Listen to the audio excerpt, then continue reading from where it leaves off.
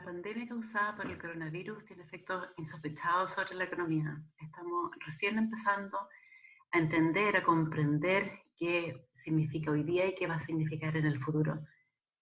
El distanciamiento físico que es tan necesario para detener los contagios significa también que hay efectos sobre la economía. Significa en concreto que tenemos que detener la producción y las ventas en amplios sectores de la economía. Es lo que llamaríamos en economía un shock de oferta, pero un shock que es necesario, es inducido para detener los contagios y también para poder asegurarnos de poder salir de esta crisis lo antes posible. Este shock de oferta se encadena, trae consigo un shock de demanda. Como las empresas no venden, como hay pocos ingresos, las personas tienen menos capacidad para gastar. Y quienes han mantenido sus ingresos también enfrentan una mayor incertidumbre respecto al futuro y los lleva a ser prudentes en términos del consumo. Los gobiernos han entendido muy bien estos problemas. Primero, justamente han inducido este congelamiento, esta especie de hibernación de la economía. También han tomado un conjunto de medidas. Por ejemplo, el gobierno chileno ha permitido congelar las relaciones laborales y el objeto justamente es permitir que esos puestos de trabajo no se pierdan, para que los trabajadores formales puedan, a la vuelta de toda esta crisis de contagio, volver a encontrarse con sus trabajos. Y también les ha permitido mantener acceso a tener ingresos, por lo menos una fracción de lo que tenían antes de todos estos eventos. Los gobiernos también han extendido apoyos monetarios a las familias que viven de ingresos informales para que no se queden sin recursos. Cuidar sus empleos es una tarea distinta, no hay un contrato formal, pero al menos se puede lograr mantener una cantidad de recursos apropiadas para ello. Tercero, también ha entregado liquidez a las empresas, ha permitido que posterguen sus pagos de impuestos, está entregando garantías estatales para que puedan acceder a préstamos bancarios y así para que sigan siendo solventes a pesar de que tengan problemas de liquidez.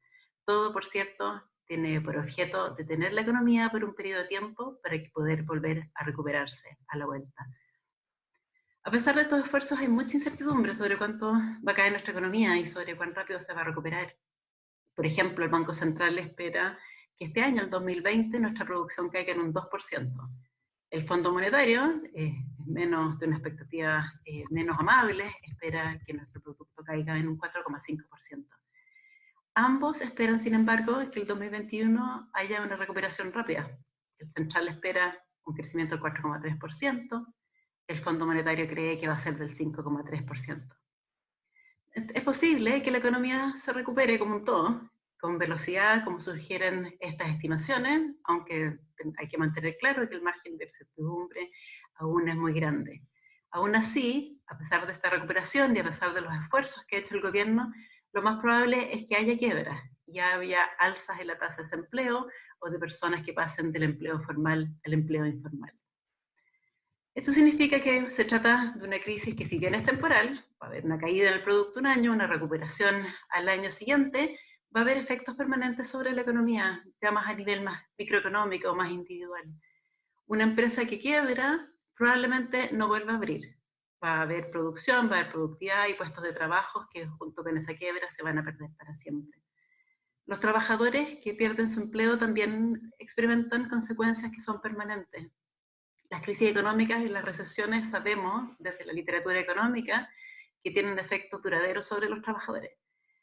Por ejemplo, sabemos que si un joven se gradúa justo en una recesión y sale a buscar un empleo en este periodo, no solamente se va a demorar más en encontrar ese empleo, sino que va a tener salarios que son más bajos por periodos largos de tiempo, al menos por 10 años, que los que obtienen jóvenes que son comparables, pero que tuvieron la suerte de graduarse cuando la economía estaba en una situación más normal.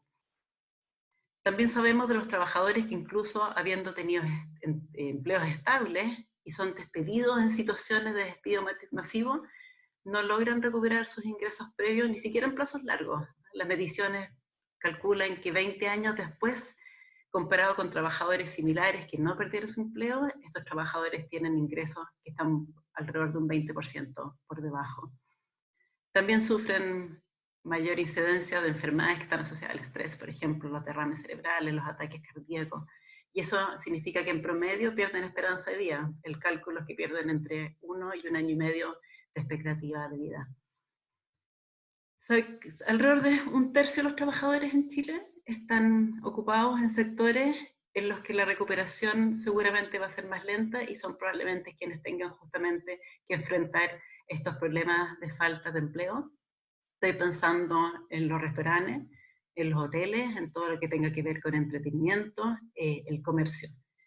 Las estimaciones internacionales dicen que es la manufactura la que se va a recuperar rápidamente. En Chile, apenas un 10% de los trabajadores ocupados se emplea en ese sector. Así es que, además de lo que ya se ha realizado, todas estas acciones que han hecho los gobiernos y el gobierno de Chile también, que les describí hace un rato atrás, va a haber que tomar otras acciones para evitar en la mayor medida esos costos. O sea, sabemos que va a haber puestos de trabajo perdidos, trabajadores que van a perder su trabajo, y tenemos que empezar a pensar en cómo preparar medidas que los ayude a reiniciar sus carreras lo más rápido posible. Esto es cierto para los jóvenes que van a ingresar en este periodo al mercado laboral, cuál es la formación que le estamos entregando. Tenemos que revisar las estrategias de formación y de reentrenamiento de adultos que ofrecen tanto el sector público como el privado, y también los programas de empleo de emergencia que hoy día ofrece el Estado, seguramente se van a ampliar y también podría ser un mecanismo para apoyar a las personas para que puedan prontamente encontrar no solamente un empleo temporal, sino que también una nueva carrera, dados los efectos que va a haber en la economía. Tenemos que hacer esto con eficacia, tenemos que empezar a diseñar esos programas y para eso tenemos que adelantarnos y pensar cuáles van a ser los cambios estructurales que va a dejar la pandemia en la forma de producción y en el empleo en nuestra economía. ¿Cuáles son esos bienes y servicios que se van a demandar? ¿Qué habilidades productivas van a ser las más requeridas? Podemos pensar en este problema como nuevas categorías distintas de empleo como las miramos habitualmente. Estoy pensando en todas esas tareas que ya sea en la producción o en el consumo requieran de interacción entre personas, a diferencia de las que ya sea en la producción o en el consumo se pueden hacer a distancia. Seguro que va a haber cambios en su demanda y en la forma de producción. Por ejemplo, imagino que la experiencia de comer afuera, entretenernos, de viajar, todo eso va a cambiar. Así también como va a cambiar probablemente la forma en que hacemos clases o impartimos charlas como esta. También tenemos que pensar que esas tareas productivas que se hacen en interacción, probablemente el avance tecnológico va a buscar reemplazarlas por robots, por inteligencia artificial, buscando que evitar rupturas en las cadenas productivas y en el suministro, como las que hemos observado hoy día, porque se necesita de personas. Por lo tanto, tenemos que pensar en esas tareas que ya nos van a requerir más de trabajo humano, al menos intensivamente, sino que vamos a tener que buscar dónde emplearlas. Hay otros ámbitos también que pueden favorecerse, la salud en general, el cuidado, la asistencia para personas en riesgo, la implementación de procedimientos de seguridad e higiene, todos adaptados a los distintos sectores, los servicios de atención socioemocional, la distribución de alimentos, medicamentos, la logística en general. Son todos esos sectores que hoy día se están demandando más debido justamente a la pandemia. Este es un nuevo canal de empleos temporales, pero podría convertirse en un canal más permanente en el mediano plazo a la medida que las personas cuenten con las habilidades que se requieren. Solo para resumir, cuán relevantes sean los efectos adversos más permanentes sobre trabajadores y empresas depende de las medidas que se tomen ahora. Y de seguro dependen de cuántos recursos utilicemos y con qué velocidad lleguen a los destinatarios. Aún así, seguramente vamos a tener efectos duraderos sobre la economía, incluyendo un cambio en qué producimos, en qué consumimos y cómo lo hacemos.